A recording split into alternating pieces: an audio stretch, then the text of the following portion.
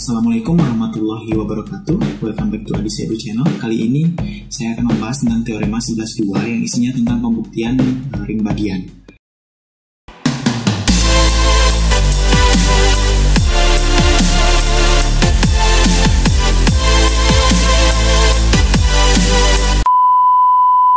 Nah, bunyi teoremanya adalah seperti ini. Oke, bisa kita lihat di sana ya bahwa himpunan S merupakan ring bagian dari A jika dan hanya jika S tertutup terhadap perkalian dan tertutup terhadap pengurangan. Di sini sudah dimunculkan buktinya yang ke kiri. Bagaimana dengan buktinya yang ke kanan? Buktinya yang ke kanan sebetulnya cukup sederhana, karena kalau kita lihat itu kan merupakan implikasi ya, bahwa himpunan S merupakan ring bagian dari A jika dan hanya jika S tertutup terhadap perkalian dan tertutup terhadap pengurangan. Maka implikasi ke kanannya adalah jika S merupakan ring bagian dari A, maka S tertutup terhadap perkalian dan S tertutup terhadap pengurangan.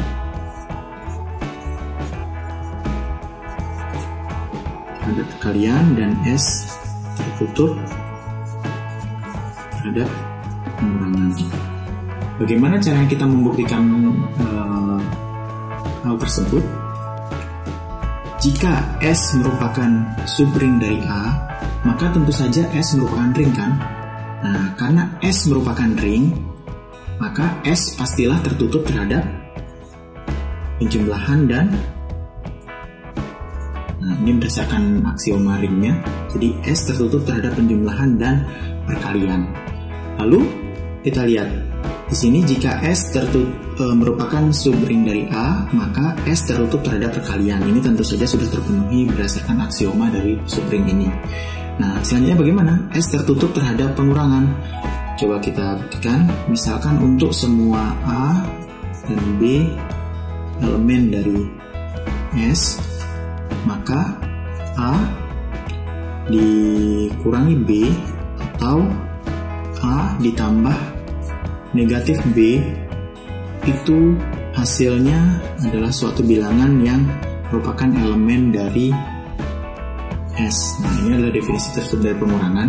Bisa kita lihat di sini, A dikurangi B itu sama dengan A ditambahkan dengan negatif B.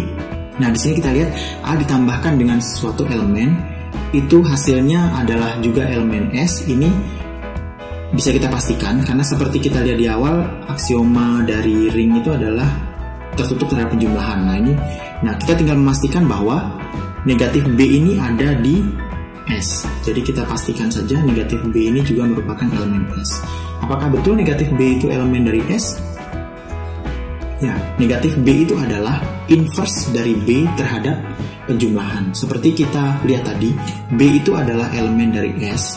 Maka karena S itu adalah sebuah ring, maka pastilah inverse-nya juga ada pada S atau merupakan elemen S. Sehingga negatif B itu berada atau merupakan elemen dari S, maka A ditambahkan negatif B itu bisa dipastikan juga merupakan elemen S karena sifat ketertutupan terhadap penjumlahan. Oke, terkait dengan pertanyaan berikutnya bahwa apakah pembuktian ring bagian itu cukup dengan menggunakan teorema 11.2 itu saja?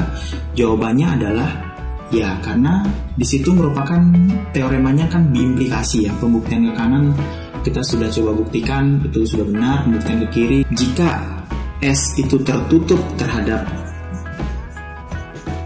perkalian dan tertutup terhadap pengurangan, maka bisa kita pastikan bahwa S itu adalah merupakan subring dari A. Buktinya bisa jelas terlihat di sana. Di sini saya coba tambahkan penjelasan buktinya. Berdasarkan sifat yang tertutup terhadap pengurangan, ini kita bisa gunakan pembuktian teorema ini ya, namanya di bahasa Inggrisnya one step subgroup test. Jadi teoremanya berbunyi seperti ini.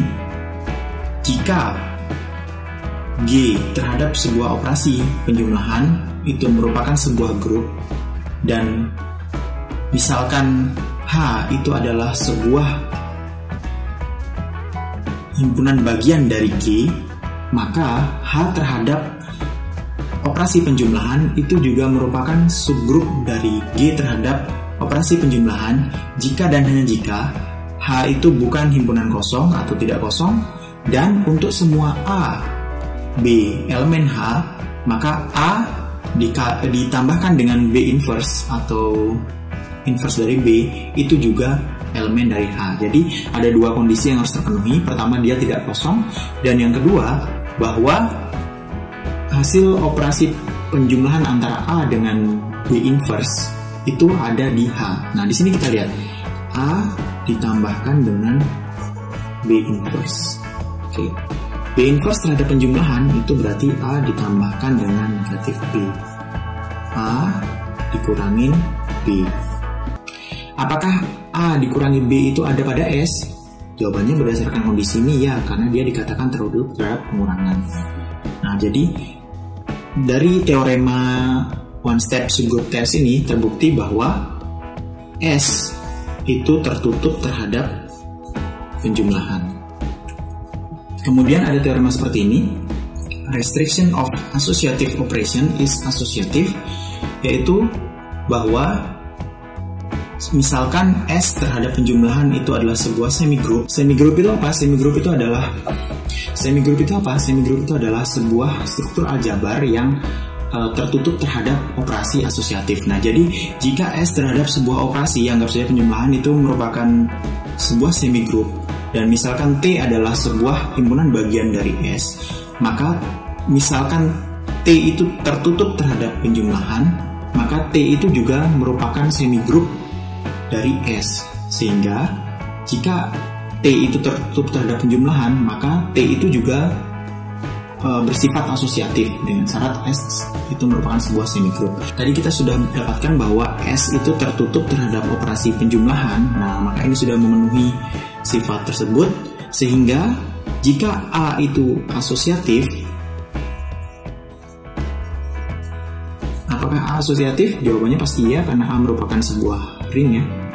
Maka S itu bisa dipastikan juga asosiatif. Nah, berikutnya apakah A itu distributif? Bisa kita lihat dari teorema berikut ini. Teoremanya berbunyi, misalkan S terhadap operasi perkalian dan penjumlahan adalah sebuah struktur aljabar, dan misalkan T adalah sebuah himpunan bagian dari S.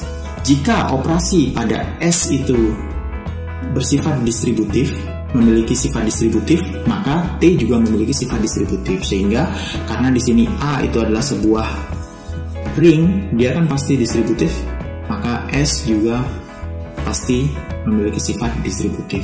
Oke, berdasarkan pembuktian yang sudah kita lakukan tadi, kita dapatkan bahwa S itu adalah sebuah grup, kemudian S itu tertutup terhadap operasi perkalian berdasarkan kondisi awalnya, lalu S itu bersifat asosiatif, dan S bersifat distributif. Sehingga S bisa dipastikan adalah sebuah ring atau subring dari A. Baik, mungkin sekian dulu penjelasan dari saya mengenai teorema 11.2. Sampai ketemu di video yang lain.